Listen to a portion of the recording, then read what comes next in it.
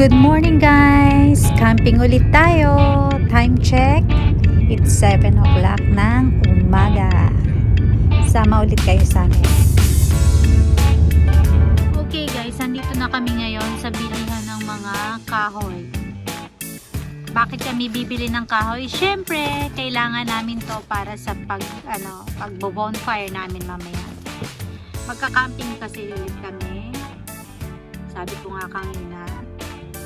Ayan. Ang kahoy ay nagkakahalaga ng 1,200 yen.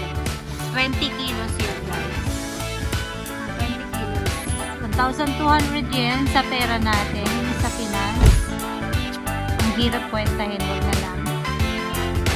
Sulat ko na lang magkano.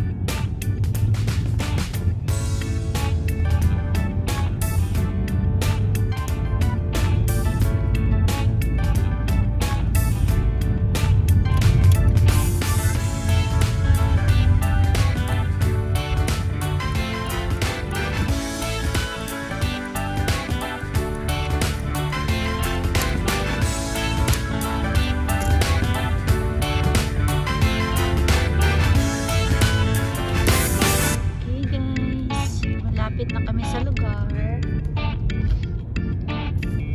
aming pagkakampingan. Kung nung unang camping namin sa farm, ngayon naman malapit sa ilog, Kawalan Chaco. Malapit kami sa ilog kakamping. Ayan, tingnan nyo, malamig na kasi dito sa Japan, kaya yan, mga puno, dahon, winter season. Ito kami guys, kita nyo ba? Yan, sumilid dyan. Wow,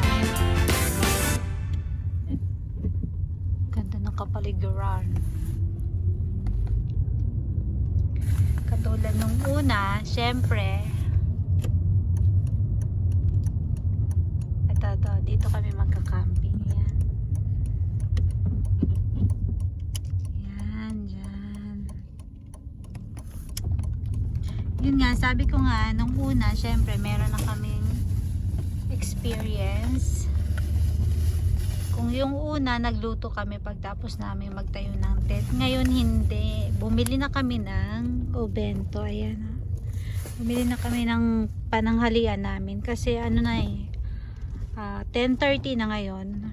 Then magtatayo pa kami ng tent, gugutumin kami, kaya sabi ko sa kanya bumili lang kami ng obento para pagtapos namin magtayo ng tent, kakain na lang, hindi na magluluto. Yun ang meron din dito sa taniman ng mga gulay.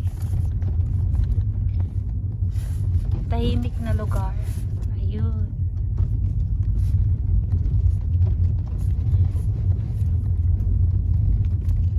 Nesto gaigpay iru. Nande? Konti lang. Ayaw niya magsalita.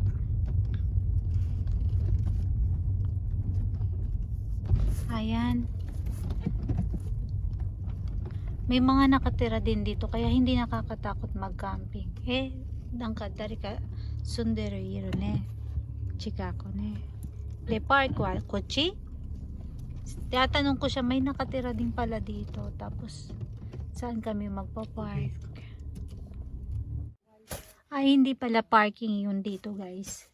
Bali, dito kami, yun magbabayad kayo doon para sa lugar kung saan kayo magka-camping. Ganon dito. Hindi ko alam kung magkano.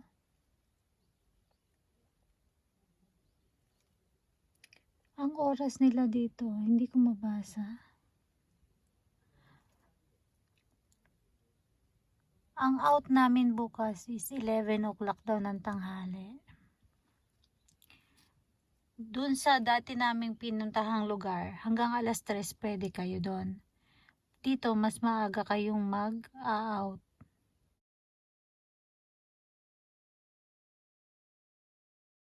Man yung lugar, guys.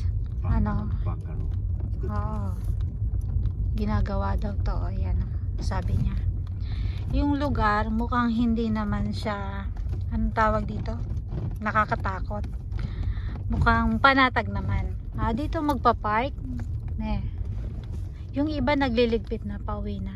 Ayan yung mga nagka-camping dito, guys. Yan. Tapos, mamimili ka na lang kung saan mo gustong pumwesto. Jibon de, rabo de siya. Doko ka.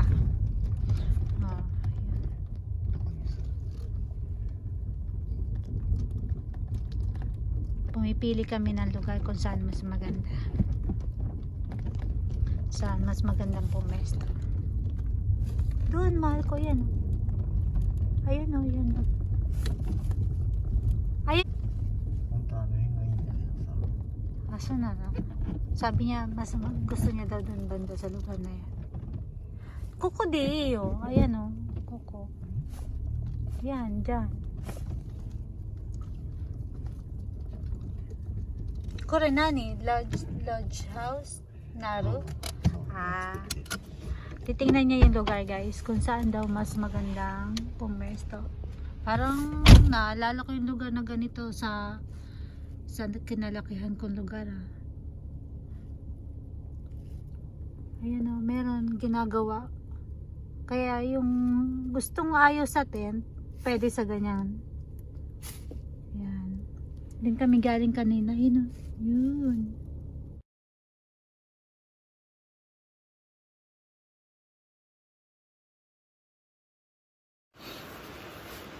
Okay guys, time check.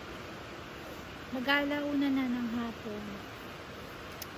Sobrang lamig ngayon. Sobrang lamig dito. Yan yung view namin ngayon dito. Yan.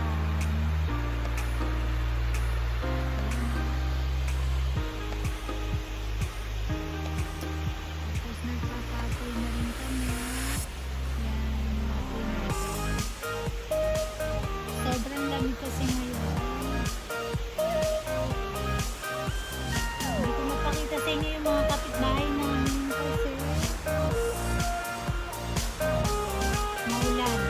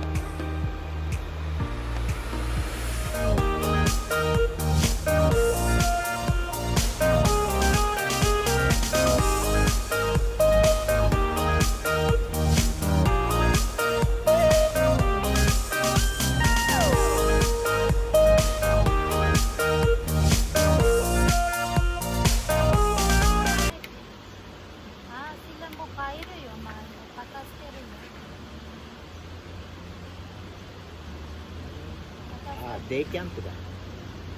Day camp? Oo. 違うよ、多分。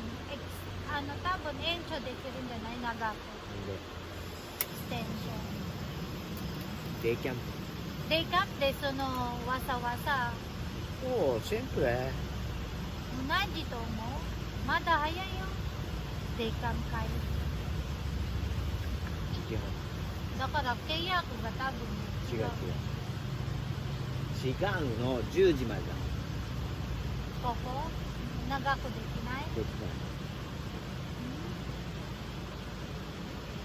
じゃあsila何時から行ったの？ここ。あ、そっか。何時からここ？8 8時半。時半からか。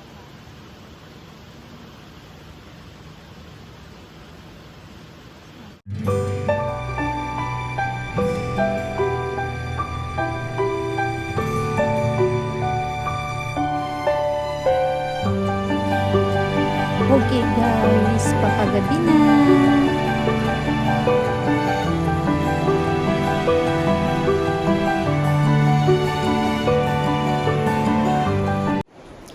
Okay guys, gabi na. Sindihan na natin ang ating mahiwagang lampara.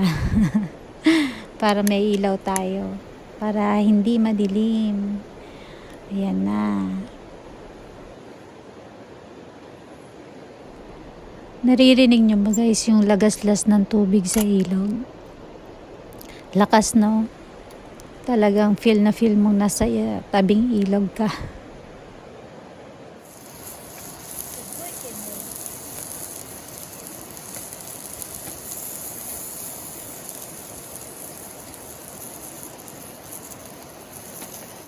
Dinner time! Kain na kami. At ang pagkain namin ay tcharam! Ede! Yan, coco de mate. Coco de tabiro de siya. Coco. Hi! Corona.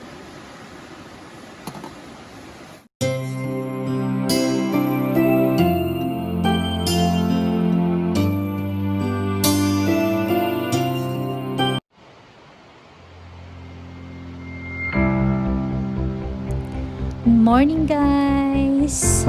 Panibagong araw na naman. Uwian na naman to.